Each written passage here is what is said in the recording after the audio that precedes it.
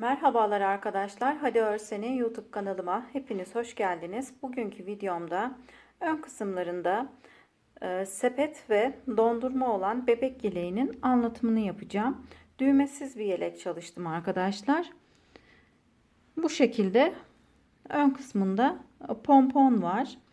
Yeleğim için kartopu Baby One kullandım. Bu renkte örmek isteyenler için renk kodum ise K1763.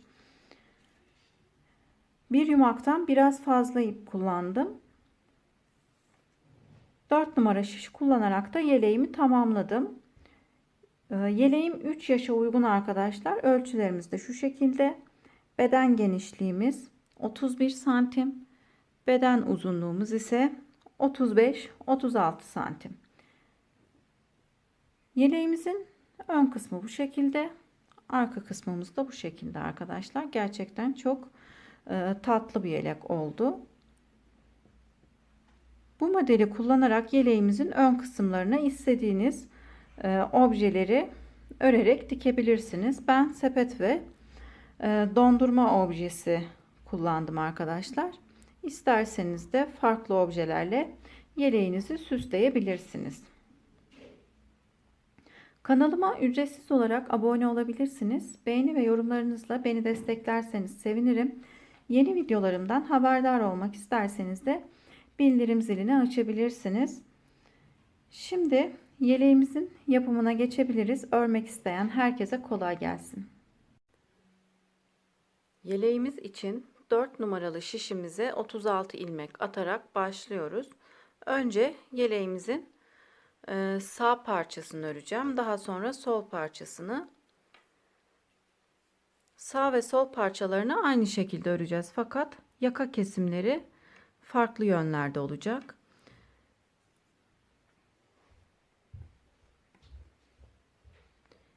Şimdi haroşa olarak 3 sıra öreceğim. Her iki yönde de ters olarak örüyorum.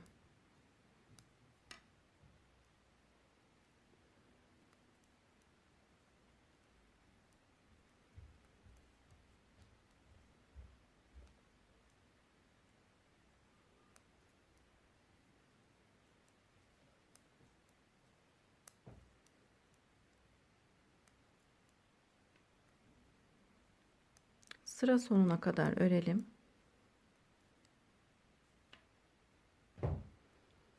Sıra sonuna kadar ördüm. Sondaki ilmeği örmeden şişime taktım. Şimdi ön yüze geçiyorum.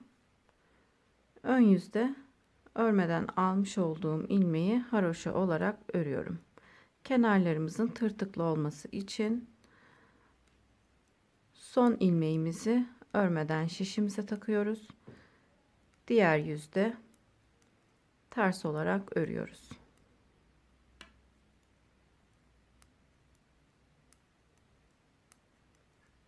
Yine aynı şekilde sıra sonunda bir ilmek kalana kadar örüyoruz.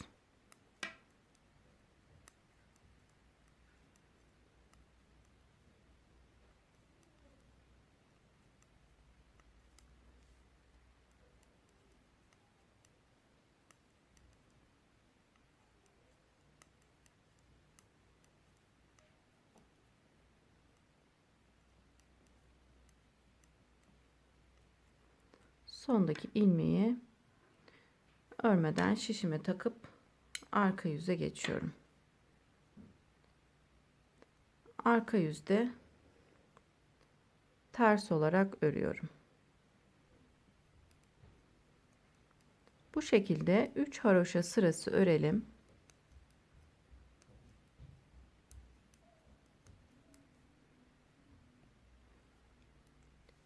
Üç haroşa sırası ördüm. Şimdi bu sırada kenarlarda model yapacağım. 2 ilmek haroşa örüp 1 ilmek düz örüyorum. Tekrar 2 ilmek haroşa örüyorum. 5 ilmeğim kalana kadar düz olarak örüyorum. Sonda 5 ilmeğim kalana kadar düz olarak örüyoruz.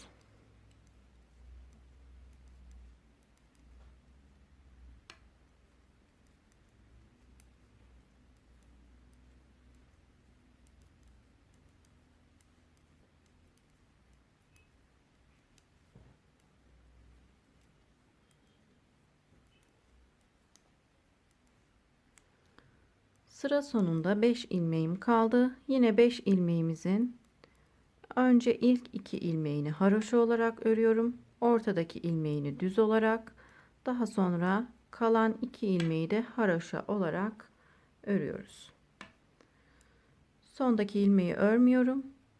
Kenarlarımızın bu şekilde tırtıklı olması için sondaki ilmeği örmeden alıp diğer yüze geçiyorum. Arka yüzde bütün ilmeklerimi ters olarak örüyorum.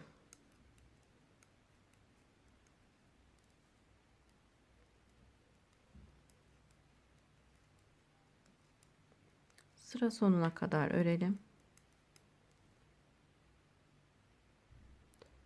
Sıra sonunda bir ilmeğimi örmedim. Ön yüze geçiyorum. Ön yüzde yine 2 ilmeğimizi haroşa olarak örüyoruz. Bir ilmek düz örüp 2 ilmek haroşa olarak örüyorum.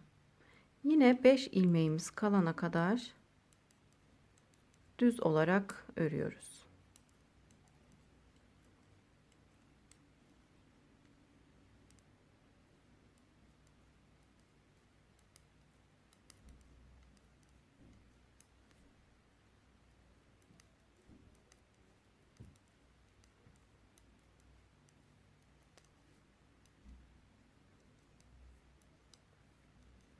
Sıra sonunda 5 ilmeğim kaldı.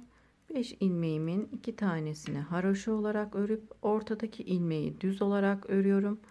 Sonda yine kalan 2 ilmeği haroşa olarak örüyorum.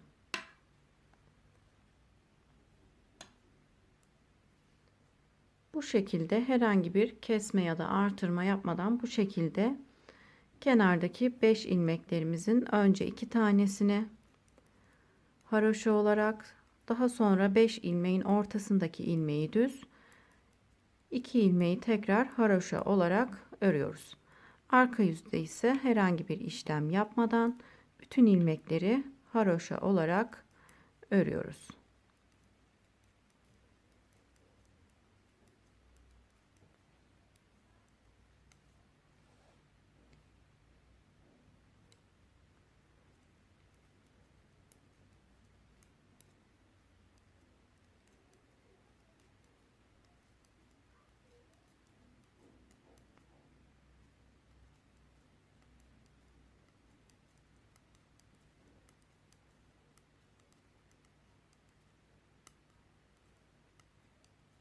Sıramı tamamladım. Tekrar ön yüze geçiyorum. Yine kenardaki 5 ilmeğimizi aynı şekilde örüyoruz. İlk 2 tanesini haroşa olarak, ortadaki ilmeği düz, yine 2 ilmek haroşa olarak örüyoruz. 5 ilmek kalana kadar düz örelim. Yine 5 ilmeğimizin 2 tanesini haroşa, ortadaki ilmeği düz, tekrar 2 ilmek haroşa örüp sıramızı tamamlıyoruz.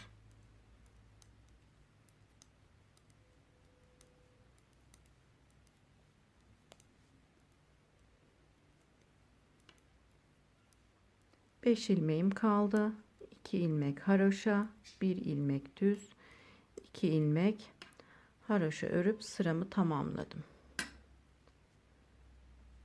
Bu şekilde biraz örüp ilerleyelim arkadaşlar.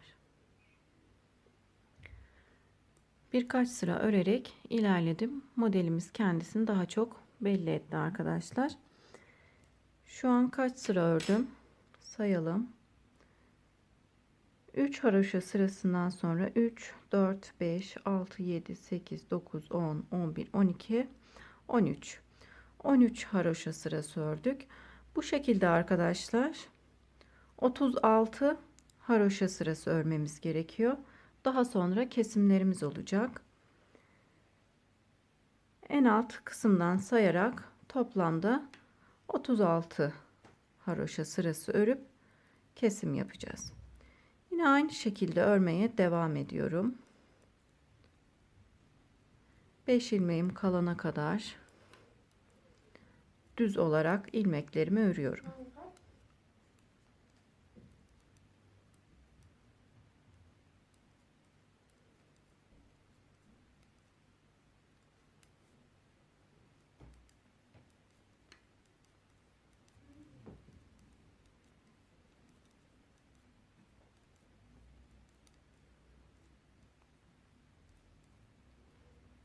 Sıra sonunda 5 ilmeğim kaldı. İlk ikisini haroşa olarak örüp bir ilmek düz örüyorum. Sondaki 2 ilmeği haroşa olarak örüp arka yüze geçiyorum. Arka yüzde bütün ilmeklerimi haroşa olarak, yani ters olarak örüyorum.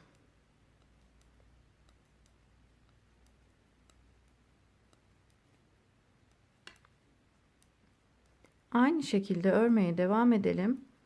36 haroşa sırasına tamamlayıp gelelim.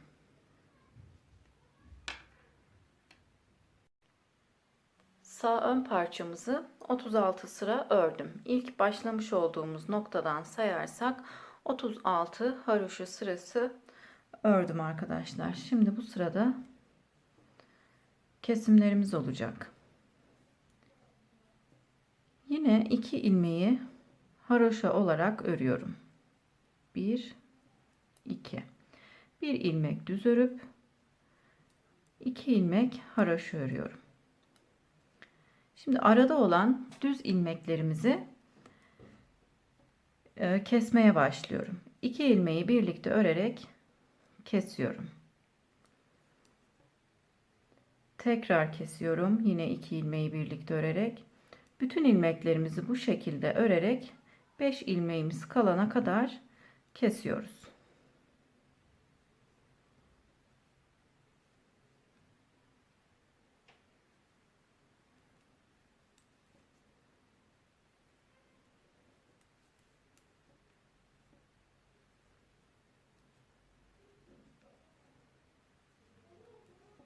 Bütün ilmekleri 2 ilmeği birlikte örerek bu şekilde düz örerek kesiyoruz.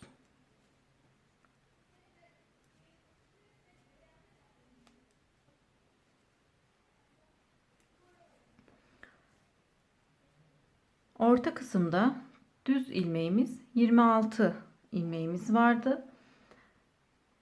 2 4 6 8 10 12 13 13 ilmek düzümüz kaldı arkadaşlar. Şimdi 2 ilmek haroşa örüyorum. 1 ilmek düz örüyorum.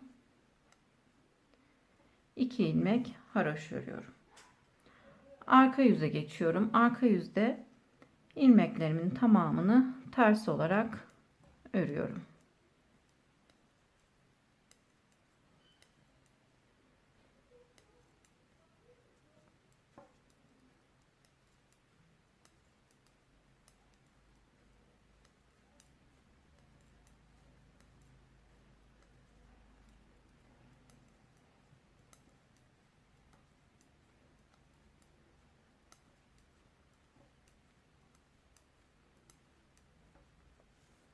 Arka sıramı tamamladım. Ön yüze geçtim. Bu kısım bizim sağ ön parçamız arkadaşlar. Şu kısımda yaka oyuntusunu oluşturacağımız için yine kesmeye bu kısımda devam edeceğiz. 4 sıra yine bu kısımda kesmiş olacağız.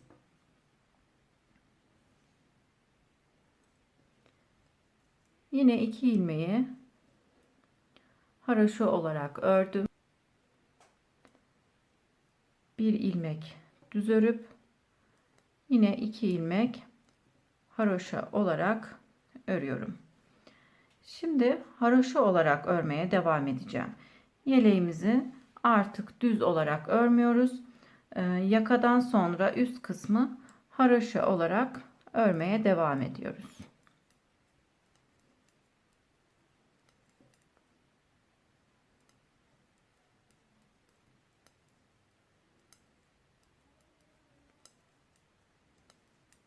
7 ilmeğim kalana kadar haroşa olarak ördüm. Şimdi 7 ilmeğim kaldı. Buradaki yaka oyuntusunu oluşturmamız için 2 ilmeğimizi birlikte örerek kesiyorum. Yine 2 ilmeği haroşa olarak 1 ilmek düz, 2 ilmek haroşa olarak örüp arka yüze geçiyorum.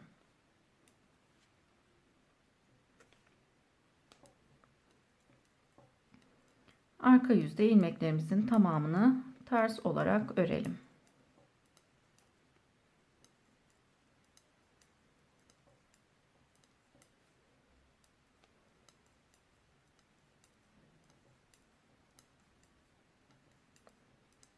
Yaka oyuntusu için 4 kez kesim yapacağız.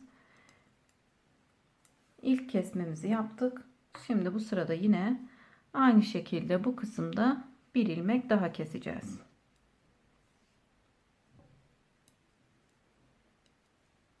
İki ilmeği haroşa olarak örüp bir ilmek düz ördüm.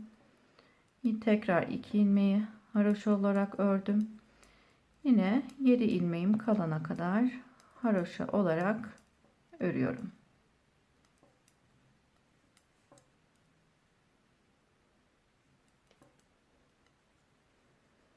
Yedi ilmeğim kaldı. 2 ilmeği birlikte örerek kesiyorum. 2 ilmek haroşa örüp 1 ilmek düz örüyorum. 2 ilmek haroşa örüyorum. Arka yüze geçiyorum. Arka yüzde ilmeklerimizi sıra sonuna kadar ters olarak örelim.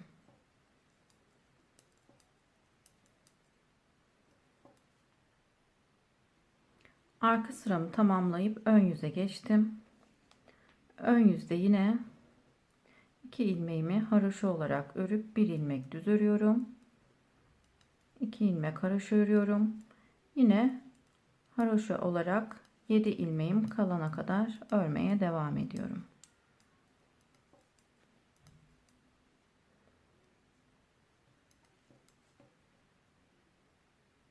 Yedi ilmeğim kaldı. Üçüncü kez kesim yapıyorum. 2 ilmek haroşa örüp 1 ilmek düz örüyorum. 2 ilmek haroşa örüp arka yüze geçiyorum.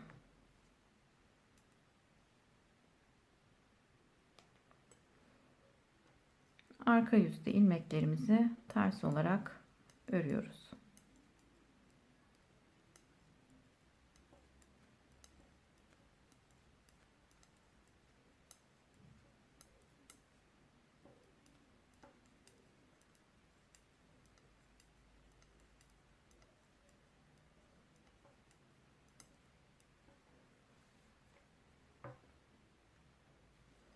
Ön yüze geçtim. Bu sırada son kez dördüncü kesimimizi yapıp bir daha kesim yapmayacağız arkadaşlar.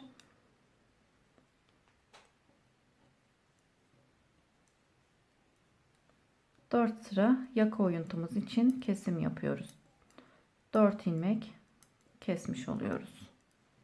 7 ilmek kalana kadar örüyorum. 2 ilmeği birlikte örerek kesiyorum. 2 ilmek haroşa, 1 ilmek düz, 2 ilmek haroşa örüp arka yüze geçiyorum. Arka yüzde ilmeklerimizin tamamını ters olarak örelim.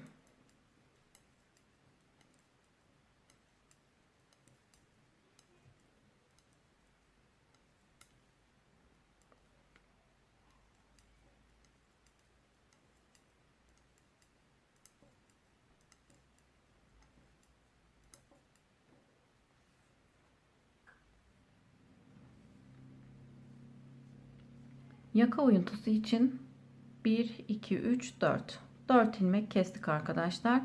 4 sırada haroşamız oldu. Toplamda 21 sıra haroşa örmemiz gerekiyor arkadaşlar. Şimdi sadece 2 ilmekten bir önceki ilmeği düz. Yani burada gelen düz ilmeğimiz düz olarak devam edecek. Yine aynı şekilde buradaki düz ilmeğimiz de düz olarak devam edecek. Toplamda 21 haroşa sırası örelim arkadaşlar. 4 sırasını ördük. 21 haroşa sırasını tamamlayalım. Sağ ön parçamızı bitirmiş olalım. Ön parçamızı 21 haroşa sırası ördüm. Şimdi arka yüze geçtim arkadaşlar. Arka yüzde hem örüp hem keseceğim. İlk ilmeğimi ters olarak örüyorum. İpimi arkaya alıp ikinci ilmeği düz olarak örüyorum. İlk ilmeği ikinci ilmeğin üzerinden geçiriyorum. Tekrar düz olarak örüp ilk ilmeği ikinci ilmeğin üzerinden geçiriyorum.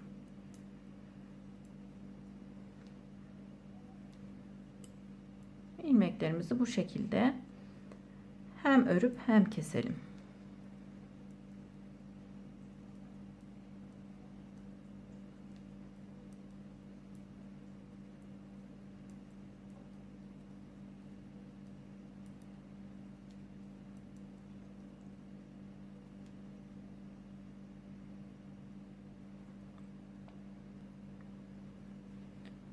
Sağ parçamı kesip tamamladım arkadaşlar.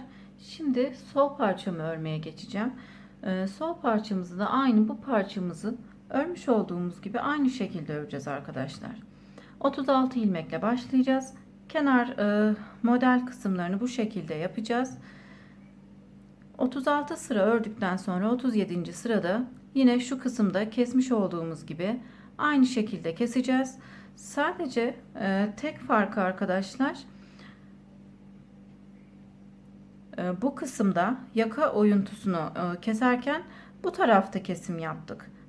Diğer parçamızda ise şu tarafta kesim yapıp daha sonra yine haroşa olarak 21 sıra öreceğiz arkadaşlar.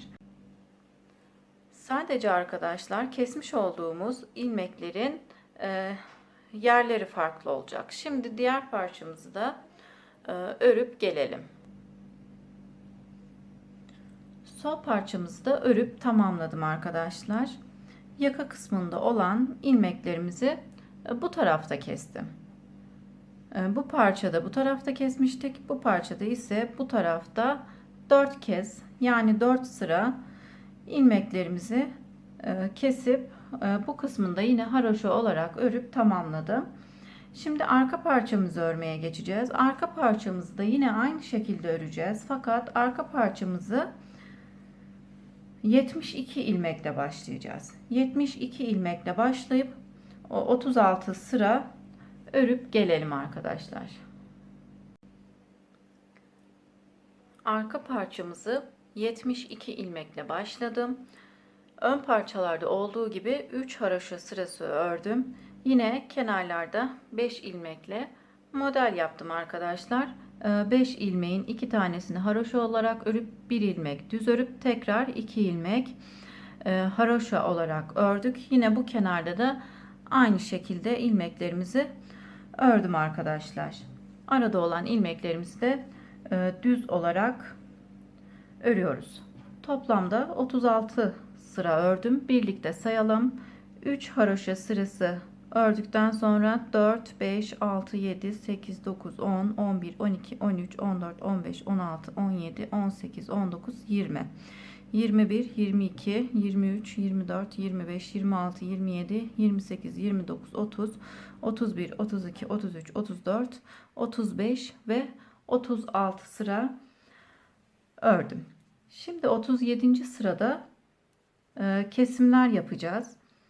Yine kenarda 2 ilmek haroşamı örüp 1 ilmek düz örüyorum. 2 ilmek haroşa örüyorum. 1 ilmek düz örüp hemen yanındaki 2 ilmeği birlikte örerek kesiyorum.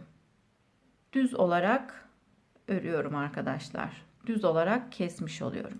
Şimdi 2 ilmek düz örüp tekrar 1 ilmek kesiyorum. 2 ilmeği birlikte düz örerek kesiyoruz. Tekrar 2 ilmek örüp 1 ilmek düz örerek kesiyorum. 1 2 ilmek ördüm. 1 ilmek kesiyorum. 2 ilmek düz olarak örüyorum. 1 ilmek düz olarak kesiyorum.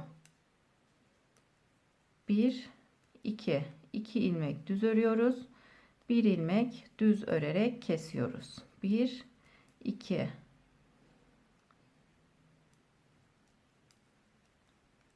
Bu şekilde arkadaşlar 5 ilmeğimiz kalana kadar devam ediyoruz. 2 ilmek kesip 2 ilmek örüp 1 ilmek kesiyoruz. 2 ilmek düz olarak örüyoruz.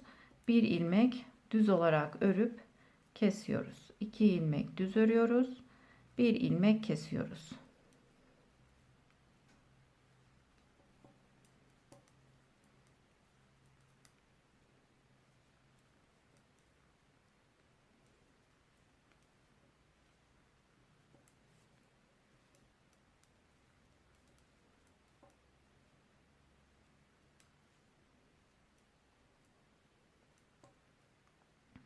İki ilmeği birlikte örerek kestim arkadaşlar. 3 ilmeğimiz kalıyor. Burada 1 ilmek düz örelim. 2 ilmeği birlikte örerek keselim. Şimdi 2 ilmek haroşa örüp 1 ilmek düz örüyorum. 2 ilmek haroşa örüp arka yüze geçiyorum. Şişimizde olan ilmeklerimizi sayalım. 2 4 6 8 10 12 14 16 18 20 22 24 26 28 30 32 34 36 38 40 42 44 46 48 50 52 54 56 ilmeğimiz kaldı. 72 ilmekle başlamıştık. Kesimlerimizi yaptıktan sonra 56 ilmeğimiz kaldı. Arka yüzde ilmeklerimizin tamamını ters olarak örüyoruz.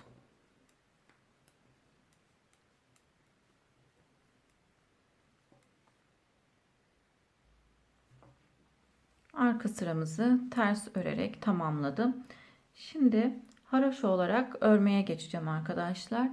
Aynı ön parçalarda olduğu gibi haroşa olarak örmeye devam edeceğiz.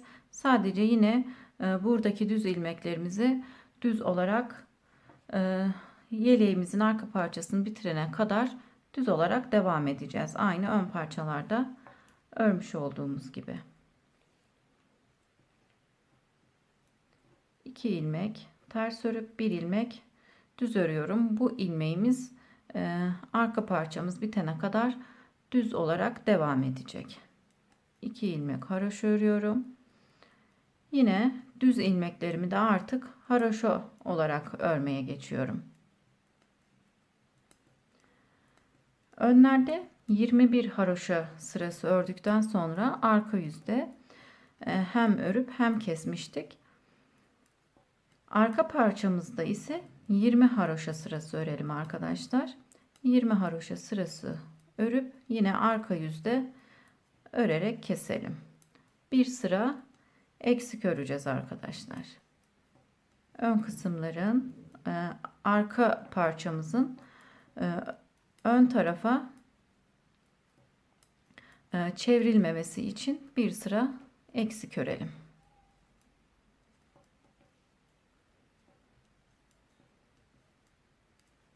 Önleri 21 haroşa sırası, arkamızı 20 haroşa sırası ördükten sonra keselim.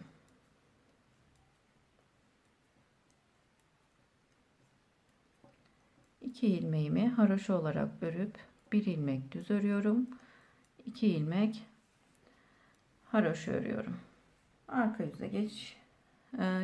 yüze geçelim. Arka yüzde ilmeklerimizi ters olarak öreceğiz. Yine ön yüzde de ilmeklerimizi haroşa olarak örmeye devam edeceğiz arkadaşlar. Toplamda 20 haroşa sırası örüp kesmeye geçelim. Arka parçamızı 20 haroşa sırası ördükten sonra ön parçalarda olduğu gibi kestim. Şimdi kenarları tırtıklı kısımlardan dikiyorum.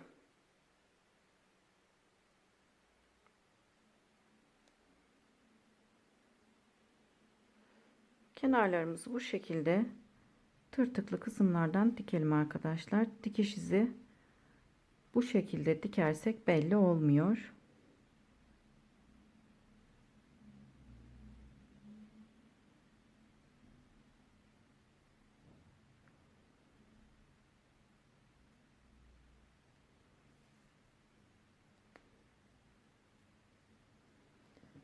Bu kenarı diktim arkadaşlar. Tam haroşamızın başlangıç kısmına kadar kenarı dikelim.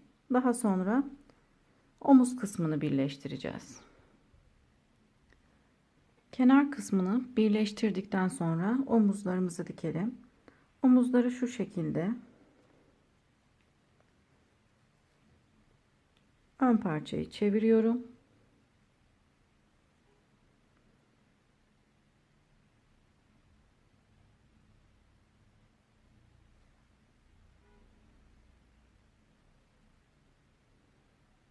Omuzları bu şekilde dikiyorum.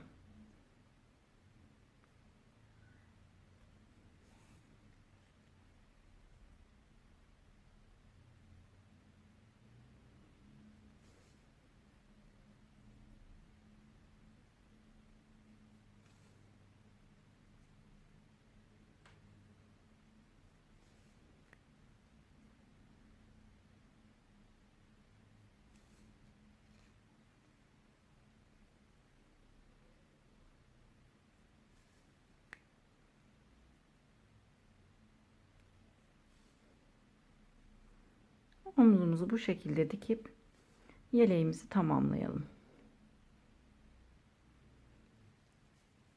Omuz kısmını dikip tamamladım. Daha sonra 2 tane pompon yaptım arkadaşlar. Pomponları da yeleğimizin bu kısmına bağladım. İpi arkaya alıp bu ipleri gizleyeceğim arkadaşlar.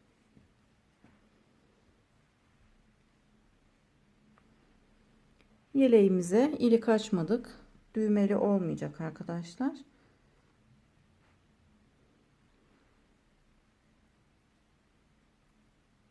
Pomponlu olacak.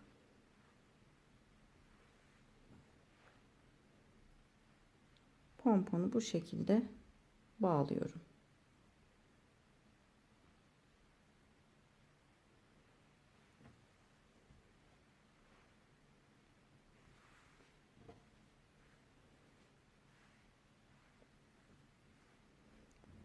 Şimdi yeleğimizin ön kısımlarına sepet ve dondurma yapacağım. Şimdi dondurma ve sepet yapımına geçelim. Yeleğimizin ön kısmına dondurma figürünü yaptım arkadaşlar. Diğer kısmını ise sepet ve çiçeklerini yaptım. Şimdi önce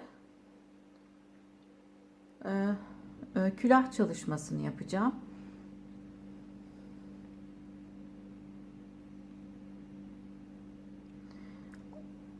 Orta kalınlıkta bir ip kullanıyorum arkadaşlar. Yeleğimi örmüş olduğum ipin kalınlığında ip kullanıyorum. İlk önce bu şekilde düğüm atarak sıkıştırıyorum. Daha sonra büyük bir zincir çekip yine sıkıştırıyorum. 1 2 3 3 zincir çekiyorum. İlk başta büyük olarak çekmiş olduğum zincirin içerisine batıyorum. 1 2 3 3 kere de çıkıyorum. Tekrar dolama yapıp yine ilk zincirin içerisine batıp 1 2 3 3 kere de çıkıyorum. 3 tane bu kısma trabzan yapmış olduk. Şimdi ikinci sıraya geçiyorum. İkinci sırada ise 5 tane trabzan yapacağız. 1 2 3 3 zincir çekip dönüyorum. Dolama yapıyorum. Hemen dip kısma batıyorum. Buraya bir trabzan yapıyorum. Çekmiş olduğum zincirle birlikte 2 trabzanımız oldu. Şimdi 3. trabzanımı yapıyorum. Daha sonra dördüncü trabzanımızı yapıyorum. Son batmış olduğum yere tekrar batarak 5. trabzanımı yapıp sıramı tamamlıyorum. 3 trabzanla başladık. İkinci sırada 5 trabzan yaptık. Üçüncü sırada ise 7 trabzan yapacağız. Yine 3 zincir çektim. Dönüyorum. Tekrar dolama yapıp dip kısımdaki boşluğa batıyorum.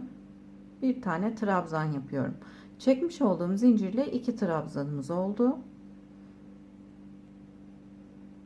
3 trabzan. Dördüncü trabzanımı yapıyorum.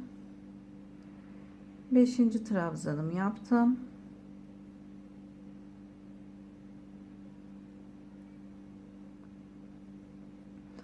Altıncı trabzanımı yaptım. 6. trabzanla yine aynı yere batarak 7. trabzanımı yapıp 3. sıramı da tamamlıyorum. Tekrar 3 zincir çekip 4. sıraya geçiyorum. 4. sıraya yine 3 5 7 9 trabzan yapacağız. 2 3 4 5 6 7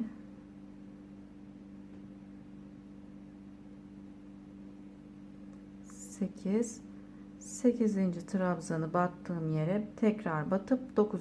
trabzanımı da yaparak 4. sıramı da tamamlamış oldum. Her sırada 2 trabzan fazla yaparak bu şekilde külahımızı yapıyoruz. 1 2 3 4 5 6 sıra yapıp külahımızı tamamlayalım arkadaşlar. Şimdi dondurmalarımızı yapmaya geçelim. Daha sonra da sepet yapımına geçelim. Yine aynı kalınlıkta ip kullanarak dondurmamızı yapacağım. Dondurmamıza sihirli halka yaparak başlıyorum. Şu şekilde sihirli halkamı yapıyorum. 1 2 3 4 zincir çekiyorum. Daha sonra dolama yaparak 18 kez trabzan yapıyorum. Çekmiş olduğum zinciri de trabzan olarak kabul edip 18 kez sihirli halkamı dolduruyorum. 18 tane trabzan yapıyoruz.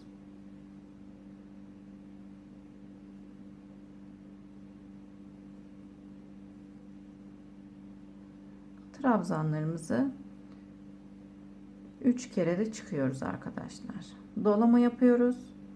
1 2 3 üçlü trabzan yapmış oluyoruz. 18 tane üçlü trabzan yaparak sihirli halkamızı dolduruyoruz.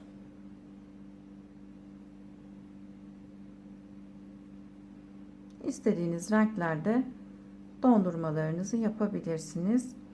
Külahımız ve sepetimiz için krem rengi ip kullandım.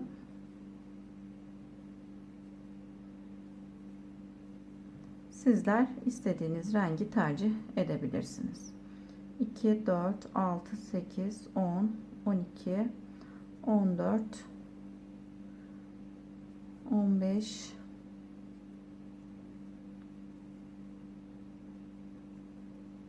16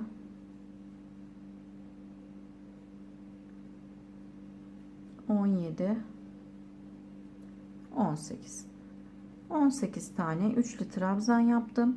Daha sonra burada kalan ipi çekerek halkamızı sıkıştırıyoruz. Daha sonra başlamış olduğumuz trabzana batıp dondurmamızı bu şekilde yapıyoruz arkadaşlar.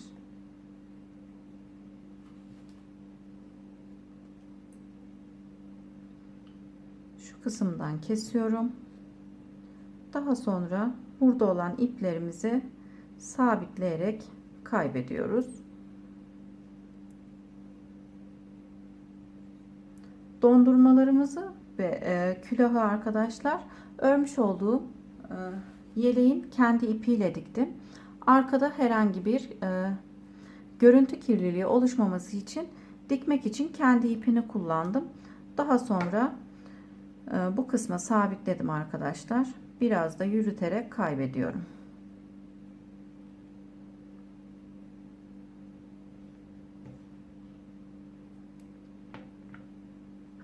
Kendi ipiyle dikerseniz arkada çirkin bir görüntü oluşmaz. Dondurmamızın da iplerini arkadaşlar, kalan ipleri bu şekilde yürüterek kaybediyorum.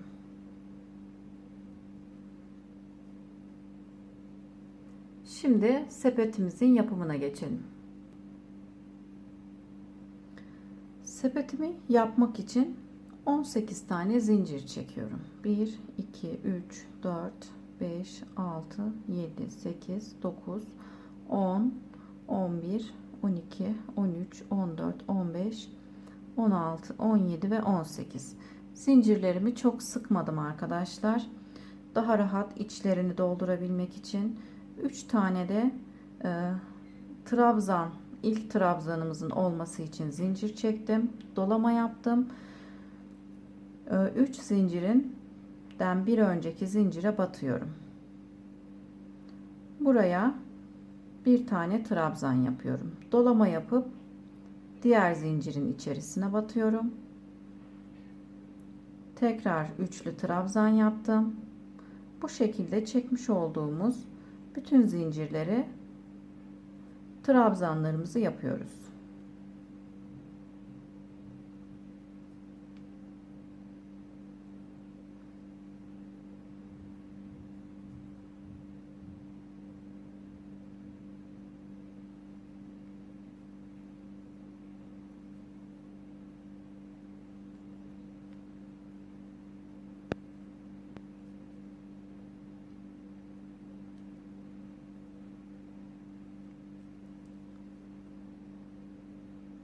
Bütün zincirlere trabzanlarımızı yapalım.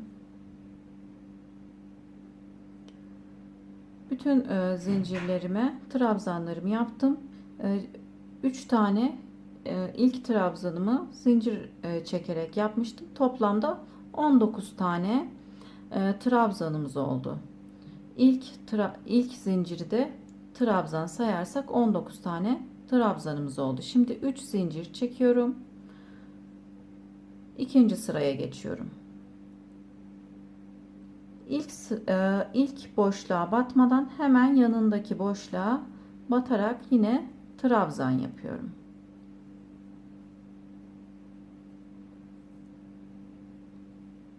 Toplamda sepetimiz için 3 sıra yapacağız. Şimdi ikinci sıramızı da yapalım.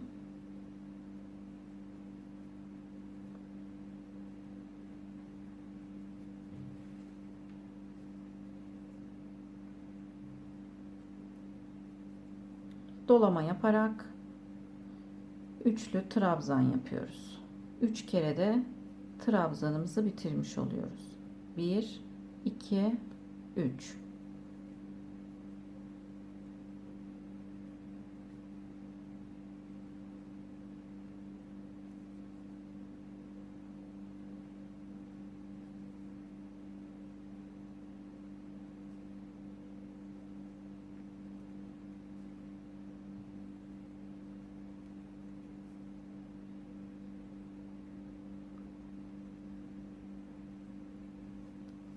İkinci sıramı tamamladım. Yine 3 zincir çekerek 3. sıraya geçiyorum. 3 zincirimi çektim. Döndüm. İlk boşluğa batmadan ikinci boşluğa batıyorum.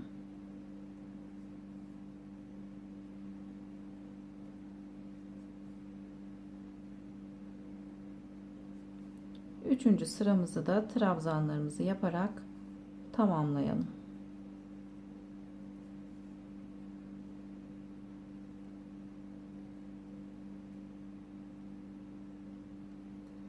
Üçüncü sıramı da trabzanlarımı yaparak tamamladım. Şimdi 37 tane zincir çekiyorum.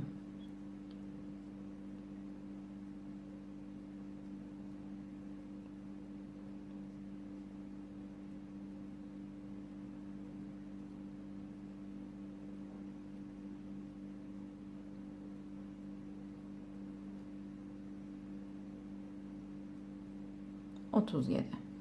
Toplamda 37 zincir çektim. Tam şuradaki köşe kısma sabitliyorum.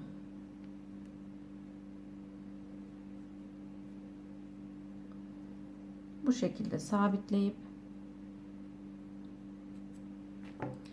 ipimi kesiyorum. Şu şekilde arkadaşlar, aynısı gibi sepetimizi yaptık. Burada kalan ipleri yine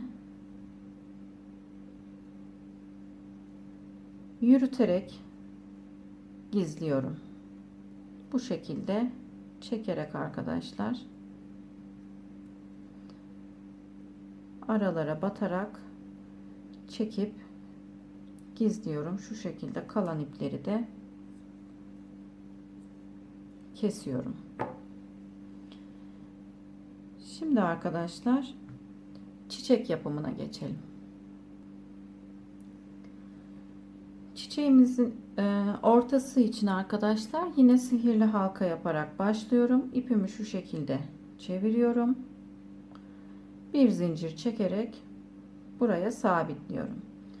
Daha sonra 1 2 3 4 zincir çekiyorum.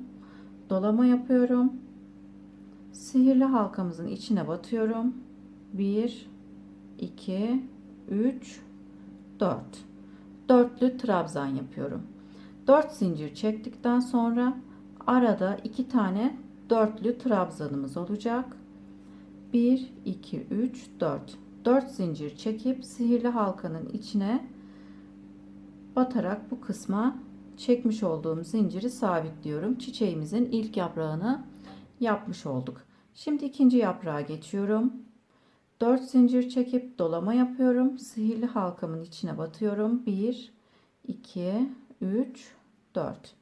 Bir tane dörtlü trabzan yaptım. Yine bir tane daha dörtlü trabzan yapıp 4 zincir çekiyorum. 1 2 3 4. Sihirli halkamızın ortasına batarak sabitliyorum. İkinci yaprağımızı da yapmış oldum. 1 2 3 4. 4 zincir çekip dolama yapıyorum. 4 kere de trabzanımı tamamlıyorum. Yani dörtlü trabzan yapmış oluyorum. 2 tane 4 zincir çektikten sonra 2 tane dörtlü trabzan yapıp 4 zincir çekip sihirli halkamızın ortasına batıp sabitliyorum. Burada olan ipimi çekerek sihirli halkamı biraz sıkıştırıyorum. Tekrar 4 zincir çekiyorum. Dördüncü yaprağımızı yapacağım. 2 tane dörtlü trabzan yapıyorum. 4 zincir çekip yine sihirli halkamızın ortasına batarak sabitliyorum. Burada olan ipimi çekerek sıkıştırıyorum. Daha sonra bu kısma bir tane zincir çekip ipimi kesiyorum. Çiçeğimizi de bu şekilde yaptık arkadaşlar. İstediğimiz renklerde çiçek çalışabiliriz. Kalan ipleri yine batarak çekiyorum.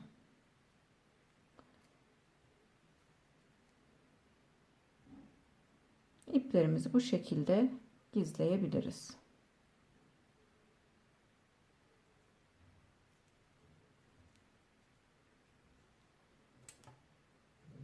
Biraz iç kısımdan ipleri yürütüp keselim arkadaşlar. Yine sepetimi de kendi örmüş olduğum yeleğin rengiyle diktim arkadaşlar. Bu renkle dikerseniz arka kısımda görüntü çirkin olmuyor arkadaşlar, ama çiçeklerin rengiyle dikmiş olsaydık burada çirkin bir görüntü olmuş oluyor. O yüzden örmüş olduğum yeleğin kendi rengiyle diktim. Yeleğimiz bu şekilde arkadaşlar.